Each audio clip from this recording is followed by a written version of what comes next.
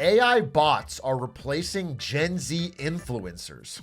Gen Z's fading dream. Human influencers are being replaced by artificial intelligence, and maybe that's a good thing. I'm glad us reliable millennial influencers are safe. More than half of Gen Zers want to be full-time influencers. Luckily, it's an industry that can support half of all people being influencers. That makes sense. And it's not hard to see why. They've grown up watching their peers on YouTube film makeup tutorials, narrate their Fortnite games, and explain money. Well, don't loop me in. I'm above this and different than this, all right? Plus, the career path sounds like a dream. You get to be your own boss, you can make more than you could at a traditional job, and you just have to be good on camera. Gen Z explicitly wants to become influencers, are trained to become influencers, and do camps to become influencers.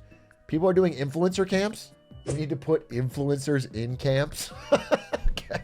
New programs are now teaching kids those skill sets needed to become online content creators, and they are increasingly popular. She's stumped by the word online.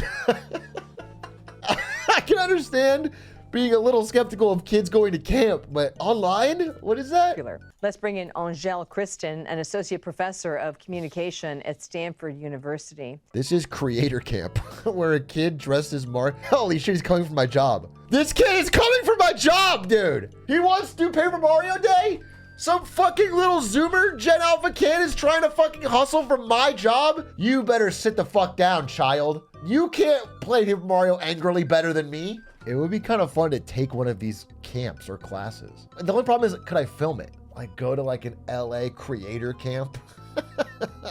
But I just don't want, if it's all kids, I don't want to do it. But if it's like, it's a kid dressed as Mario and then me dressed as Mario trying to like be louder into the camera. My kids are like, Mom, he's like such an influencer. I'm like, no idea what they're talking about. But anyway, you know, I guess what strikes me is it just feels like it wasn't long ago that kids wanted to be astronauts and doctors and even journalists. I mean, is there a way to bring all of that together still? Bro, kids have always wanted to be musicians or athletes or famous. They want to be like superstars. People want to be rock stars and they want to be, I don't think it's that crazy to look at Mr. Beast as a kid and be like, yeah, I want to do that. He seems to travel the world and hang out with his friends and have millions of dollars. Why don't kids want to be tax accountants anymore? Why don't our youth dream of Excel, dude? That's the problem with this country. If an 8-year-old isn't sitting down thinking about how they can use pivot tables to make more money for the company's bottom line, then they're not fucking trying. Then the country's doomed. But what you realize when you spend a lot of time with influencers is that, in fact, it is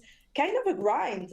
It's a very hard job. Hardest job in the world. No, my honest take, and I've said this before, the thing that is hard about streaming is the thing that's hard about all cell phone businesses, is that there's no off. If you start a fucking small business, same problem. Probably harder. Any like one-man self-employed business is already very difficult. It's just naturally difficult because it takes off all of the guardrails that a normal job does for you to give you structure and repetitiveness and then yeah, I mean I don't like talking about it because I don't like giving them any attention. People that try to stalk you, harass you, or send you, I don't even like talking about that. But yes, that is a problem, and it's something I've experienced. That's annoying.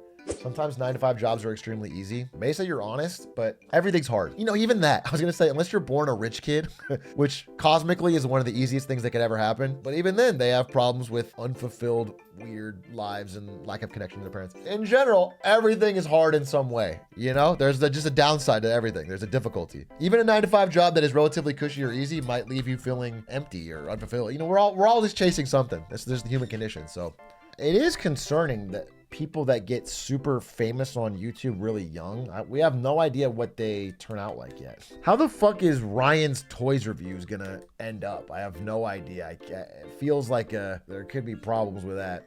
We've seen Disney Channel kids. Well, yeah, I agree with you that there's an analog there with child stars, but I mean, all the stuff that's come out has shown that like some part of the weird, abusive Hollywood system is to blame for some of these child actors growing up so fucked. So I'm wondering if you are if you're at home and you're a kid that just blows up on YouTube, self-created, like the Justin Bieber arc almost, where he had like this weird period of being super maladjusted because of his fame and success early, but seems to have leveled out. Ryan, he gets turned out fine. Well, there you go. I'm sure it's a balance. I feel like YouTube might even be safer for a child star and less likely, but who knows? That was interesting though. Anyway, that was creator camps. I wanted to read the rest of this. So, Gen Z is doing camps to become influencers. This is the same person. This woman is just using her Stanford job to get interviews everywhere, dude. She's all over. Every article's just her as the source. Gone are the days when casual posting could suddenly turn into a lucrative career. I feel like I've noticed this on YouTube, where the skill floor of even small channels has risen so dramatically. You will see channels with 40K subs or whatever that have like the level of editing polish and like a full script, and not all of that hits because I think authenticity and personality still matter. People still get attracted to like personas or things they like, but like it is noticeable. I've seen it in just a few years. Like people have leveled up their game a lot, and so very tough to just upload something like haphazardly, willy-nilly. That's what makes what Jinxie and Queso did kind of crazy. I think, you know, you may not agree because it's for a younger audience, depends on what, but they're funny. They're funny, and you know, I'm not saying this in a rude way, but Queso is fat and doesn't mind having fat jokes made about him. That is a part of it. That is like a big part of it. He thinks that's cool, and so people run with it, and those clips all hit. They all fucking go viral. He just doesn't care. But I also think that's a thing. Like if you're an influencer who doesn't mind getting made fun of, then the community sentiment is better. Advancements in AI tech have given birth to an industry of AI influencers, and major companies are beginning to show interest in their far more cost-effective approach to marketing. That's what I look for in an influencer, whether they have a cost-effective approach to marketing. Today, most influencers used to have a variety of revenue streams to stay financially viable. They'll need to offer subscriptions, create their own merch, or sell a course. Increasingly, they need to exist beyond social media. What's interesting for me is I hear this a lot when I read about creator economy stuff. It seems to apply to people that get rich off of, or got big off of shorts. People that get big off of TikTok or YouTube shorts, like they don't make money through that. But if you just make YouTube videos that are hitting, you don't even need that many views to make good money. Like I truly feel like, I don't know, YouTube channel is like the 9-to-5 grind of the streaming world. YouTube, ever since I first hit less than 100K subs, has been more profitable than Twitch for me, and has been the consistent moneymaker. Do you think anything can break the? I don't think so. I mean, I'm not saying never. I'm sure AI is going to change a lot of the structure of the tech world, but I do think that YouTube has a huge advantage, and nobody else is close for having like an algorithm that can get you discovered and ads that get you paid. Those two things make it great to be a creator on YouTube, because you make a video, and if it's really good, there's a chance it'll find an audience, like a pretty good chance if it's really good. And if it does find an audience, you get paid. There's no difficulty to it other than making the video.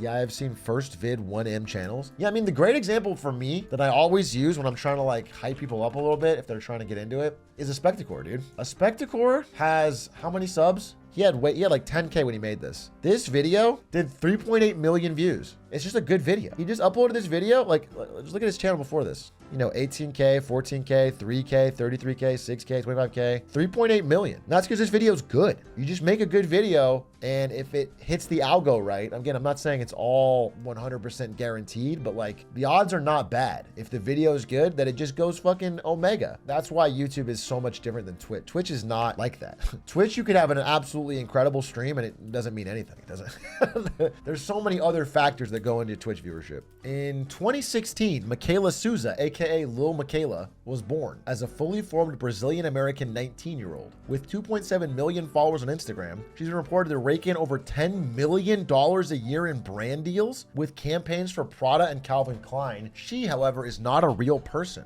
So this is like completely fake people, huh? So I thought they were talking possibly about like VTubers, but that's different. That's a person. This does not feel like something that is coming for most influencers' jobs. This feels like it's coming for like Instagram models' jobs. Companies have been quick to capitalize on the potential. Last year, Meta announced a universe of characters fueled by AI with Instagram and Facebook accounts you could message with. I feel like this didn't hit.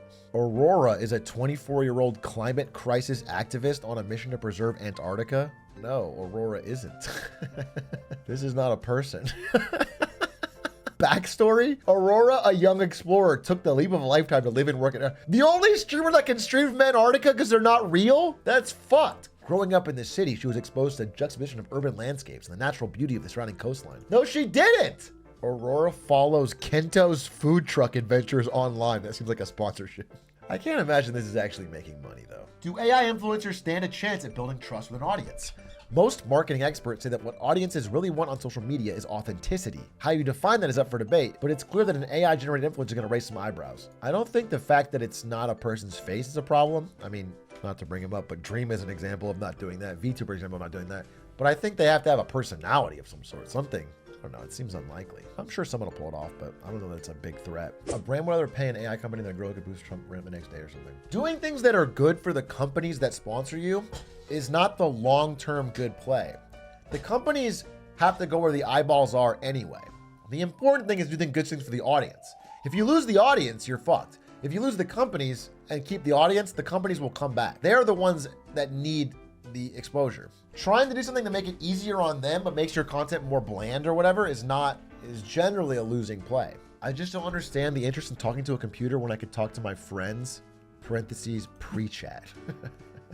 So true. So fucking true, dude. Why can't you join a social club like the Atrioc pre-chat and just make deep, lifelong friends for life?